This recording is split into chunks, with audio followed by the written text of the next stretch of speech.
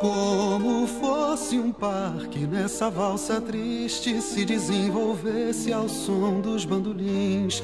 E como não, e por que não dizer que o mundo respirava mais se ela apertava assim seu colo, como se não fosse um tempo em que já fosse impróprio se dançar assim. Ela teimou e enfrentou o mundo, se rodopiando ao som dos bandolins.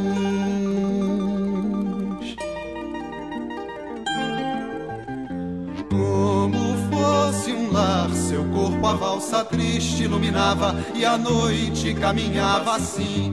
E como um bar, o vento e a madrugada iluminavam a fada do meu botequim, valsando como valsa uma criança que entra na roda, a noite tá no fim.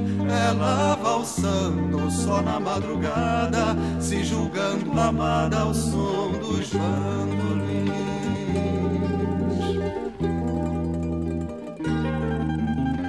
Como fosse um parque, nessa valsa triste se desenvolvesse ao som dos bandolins. E como não, e por que não dizer que o mundo respirava mais se ela apertava assim seu colo. E como se não fosse um tempo em que já fosse impróprio se dançar assim. Ela teimou e enfrentou o mundo, se rodopiando ao som dos bandolins.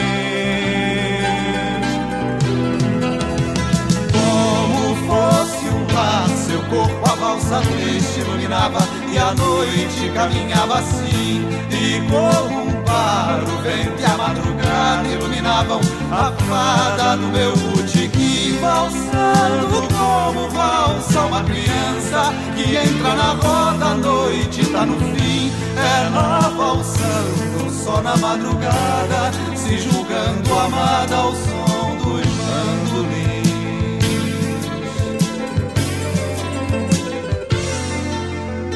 Como fosse um parque, nessa valsa triste se desenvolvesse ao som dos bandolins. E como não, e por que não dizer que o mundo respirava mais se ela apertava assim seu colo. E como se não fosse um tempo em que já fosse impróprio se dançar assim. Ela teimou e enfrentou o mundo, se rodopiando ao som dos bandolins.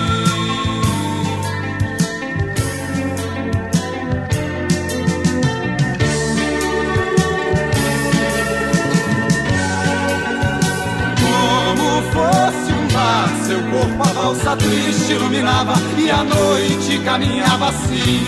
E como um bar, o vento e a madrugada iluminavam a fada do meu botequim, valsando como valsa uma criança que entra na roda, a noite tá no fim. Ela valsando só na madrugada, se julgando amada ao som dos bandolins.